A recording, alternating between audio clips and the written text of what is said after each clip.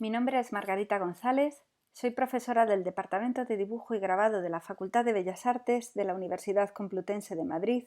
y para este primer Congreso Internacional Virtual de Artes presento la ponencia El dibujo, vector de comunicación entre lo inefable y el algoritmo dentro de la línea Prácticas Artísticas Intermedias en la Educación e Investigación Artística. En esta ponencia abordaremos la relación entre lo descriptivo verbal y su plasmación mediante el dibujo. Veremos en qué términos se constituye el esqueleto de la imagen gráfica y cómo se abordan cuestiones como el recuerdo, la evocación, la memoria.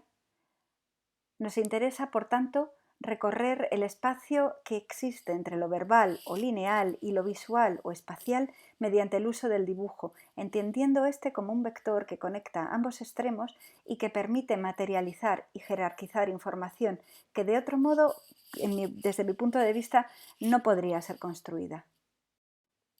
Así, los asuntos que desgranaremos en estos minutos de presentación tratarán sobre la cuestión del dibujo, el dibujo como captación de la realidad, la relación entre el dibujo y la tecnología y la estandarización del signo en el dibujo. Si revisamos la crítica actual sobre el dibujo, encontramos que, desde mi punto de vista y paradójicamente, a menudo cuando el dibujo está dotado de cierta funcionabilidad reconocible, pierde, de algún modo, legitimidad como unidad expresiva de interés. Esto es curioso porque si pensamos en los albures del dibujo, pensamos, por ejemplo, en los mitos que rodean la importancia que tiene el dibujo como registro de la realidad, encontramos ya desde el mito de la caverna de Platón cómo éste se refiere a las sombras que proyectan los objetos y de cómo estas sombras son o pretenden ser representaciones de la realidad circundante, a modo casi, en realidad, de dibujo. En esta primera diapositiva encontramos imágenes de 4 vistas de artistas, dibujantes, trabajando a partir del uso de determinados artilugios. Estos artilugios favorecían la captación referencial en esa cuestión del dibujo que abordábamos, ¿no? Como decía antes, en la práctica contemporánea a veces la cuestión del dibujo se aborda desde el planteamiento exclusivo del dibujo como una expresión subjetiva del individuo, y dicha tesis obvia el rol que el dibujo también posee como medio de comunicación de información concreta. Para mí, en este contexto en el que estamos, este es especialmente interesante porque nos permite conectarnos con tecnologías y movimientos conceptuales en realidad que están ocurriendo ahora mismo que vinculan el machine learning, la inteligencia artificial, con la práctica del dibujo y con el dibujo como medio de comunicación. Por eso para mí era interesante en estas primeras diapositivas aludir también a esta casi arqueología de los artilugios de dibujar que fueron revolucionarios, fueron fundamentales desde los primeros descubrimientos de óptica hasta nuestros días, ¿no? Aquí encontramos, por ejemplo, algunos de esos artilugios como la cámara oscura, las pirámides visuales, el velo de Alberti, el instrumento de Vignola, las proyecciones con lentes, el uso de los reflejos con espejos, el lancio de Urbino, el perspectógrafo, las cámaras lúcidas o oscuras, que, como digo, fueron absolutamente fundamentales, no porque eran capaces de sustituir el talento o la agudeza del artista, sino porque ayudaban a este a la hora de esa comprensión y ese registro de la realidad circundante. Aquí tenemos versiones más contemporáneas que siguen esas mismas premisas, ¿no? Herramientas que favorecen la traducción de una realidad sensible, la comprensión, en primer lugar, desde el punto de vista cognitivo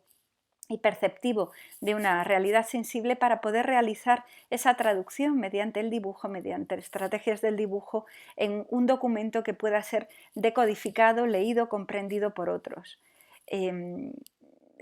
Sabemos que el principio de todos estos aparatos se basaba en algo que a priori parece muy sencillo, pero en realidad no lo es, y es cuando una luz, la luz de un objeto que está muy iluminado penetra a través de un pequeño orificio, de una pequeña abertura en un compartimento oscuro, que puede ser de mayor o menor tamaño, una caja o una habitación, podemos empezar a trabajar con esa imagen invertida, proyectada sobre la pared, que nos permite utilizar una estrategia de traducción donde ya en 2 dimensiones podemos tener esa proyección del objeto que recibe la luz. Esto se articula en esa idea del dibujo como una herramienta de tanteo en la materialización de una experiencia que puede ser la propia percepción de esa realidad circundante, pero también la traducción del relato propio o ajeno de determinada situación, ¿no? Ahí podemos leer, como decía antes, la importancia que tiene el dibujo como un documento de comunicación que gráficamente es capaz de descifrar y evidenciar una experiencia ajena. En ese sentido, no puedo evitar aludir a un libro que es fundamental en ese conocimiento de cómo esos artilugios ayudaban al artista a traducir esa realidad, utilizando un libro absolutamente recomendable que es El conocimiento secreto de David Hockney, donde él analiza qué herramientas, qué artilugios ópticos utilizaban grandísimos artistas, Vermeer, Caravaggio, etcétera, para trabajar apoyándose con esos descubrimientos de óptica, ¿no? ¿Por qué? Porque estas actividades alrededor de la óptica crearon un desarrollo técnico y plástico bidimensional absolutamente revolucionario alrededor del año 1420 y provocaron una revolución que probablemente hasta mucho después, con el nacimiento de la fotografía, no sufrió un impacto tan llamativo en esa relación entre tecnología y artes plásticas, que quizás hoy por hoy estamos recibiendo de nuevo una enorme influencia mediante el uso de todas las tecnologías de Machine Learning e inteligencia artificial. De ahí el hacer en esta ponencia una pequeña recorrido muy rápido por todas ellas, ¿no? Aludimos también a un documental que es muy ameno y muy interesante de ver, que es Teens Vermeer, una película dirigida en el año 2013 por Teller, donde Tim Jennison, la persona que está en ese cartel, emula, utilizando esos artilugios, las técnicas pictóricas de Vermeer para probar la teoría de que Vermeer también trabajaba con la ayuda de dispositivos ópticos, dispositivos que obviamente en ningún lado, en ningún caso sustituyen el talento, sino que contribuyen a impulsar más el talento de un artista. Aquí vemos, por ejemplo, una de las reproducciones, una de las obras que Tim Jennison hace utilizando esas estrategias que según él utilizaba Vermeer, estrategias que llega a conocer gracias a ese libro que mencionábamos antes de David Hockney, ¿no? Aquí vemos cómo utiliza una imagen de la graduación de su padre, una imagen que es una fotografía en blanco y negro, y cómo la ha reproducido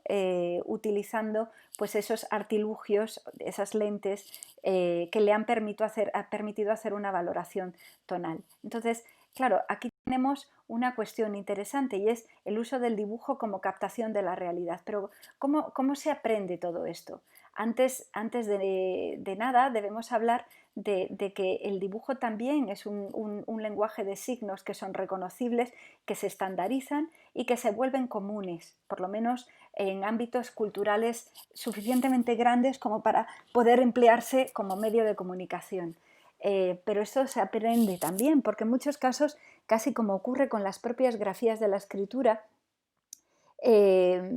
tienen un componente abstracto absolutamente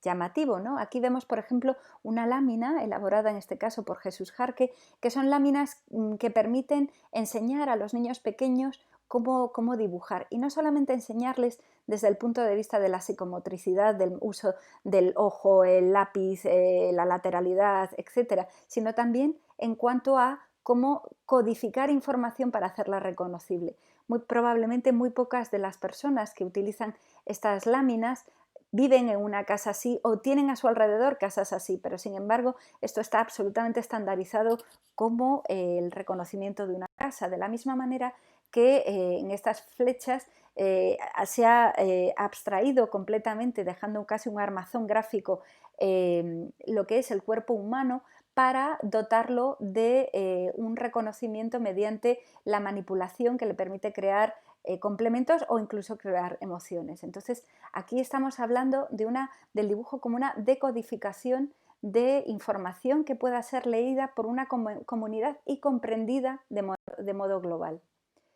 El dibujo también se utiliza de una manera absolutamente práctica, con cero lírica, para enseñarnos cómo podemos utilizar determinados elementos. En este caso, aquí el dibujo tiene un componente absolutamente funcional y debe ser claro y reconocible para poder ser útil, ¿no? Para estar validado y ser considerado un buen dibujo. Quizás no un dibujo artístico, pero sí un buen dibujo, que puede ser más o menos complejo según cómo sea desafiante la información que queremos transmitir, ¿no? Cuanto más técnica, más concreta, menos autoría aparece, menos mano subjetiva del artista aparece, pero más fiable va a ser a la hora de permitirnos traducir esa información hasta llegar a planos de arquitectura como esto. Pero ¿qué ocurre cuando en realidad de lo que estamos hablando es de esa relación entre el dibujo como elemento que permite traducir lo que no puede ser dicho de otra manera, de lo inefable? Aquí vemos una imagen de una niña en un campo superviviente de un campo de concentración que está mediante ese dibujo expresándose. Si no tenemos el contexto, no entendemos lo que ella está haciendo, pero en el momento que asumimos el contexto en el que ella ha crecido, leemos ese dibujo de una manera muy diferente. ¿Eso qué quiere decir? Quiere decir que el dibujo en un contexto permite ser comprendido de maneras muy diversas. Entraremos un poquito más en materia más adelante, pero me interesa también hablar, por ejemplo, de esa relación que existe entre el dibujo y la tecnología. ¿Por qué? Porque uno de los grandes desafíos que tiene la tecnología es conseguir ampliar la estandarización de signos reconocibles. No solamente entendemos que existen máquinas para dibujar, como puede ser esta que utiliza Rubén Tortosa para hacer una instalación, sino que también existe toda una inmensa investigación acerca de cómo la inteligencia artificial y el aprendizaje automático de la máquina, donde ella misma se enseña a sí misma, aprende a dibujar a partir de inputs muy diversos. En este caso, por ejemplo, la máquina es capaz de dibujar a partir de descripciones orales, algo que hasta ahora únicamente podía hacer un dibujante. En esta otra podemos dibujar con esta aplicación interactiva que se llama Kaugan del desarrollador NVIDIA.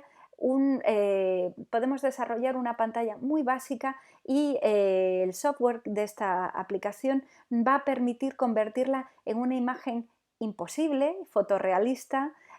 creíble, pero con unos parámetros absolutamente estandarizados. Esta imagen no es ningún sitio y podría ser cualquier sitio.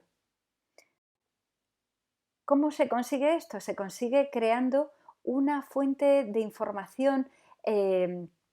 mediante el dibujo en el que sistematicemos los signos gráficos y los volvamos reconocibles. Entonces, en este sentido, también mediante la inteligencia artificial se estaban estableciendo muchísimas redes neuronales que permiten recibir de una manera muy lúdica el input de muchísimos dibujos. Yo puedo proponer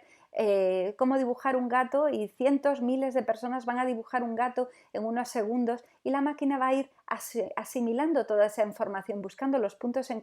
conexión para poder crear una inmensa fuente de datos.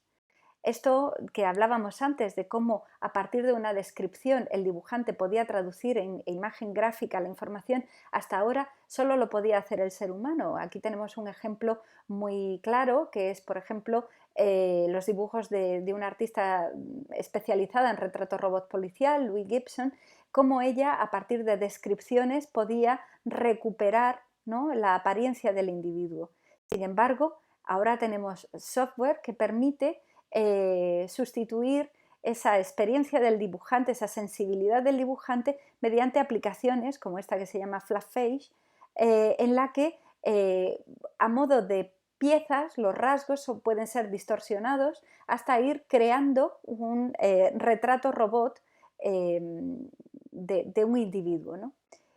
Hubo una exposición, y lo digo casi a modo de paréntesis, hubo una exposición hace unos años en Fundación Telefónica en la que se recogían todos estos, muchos de estos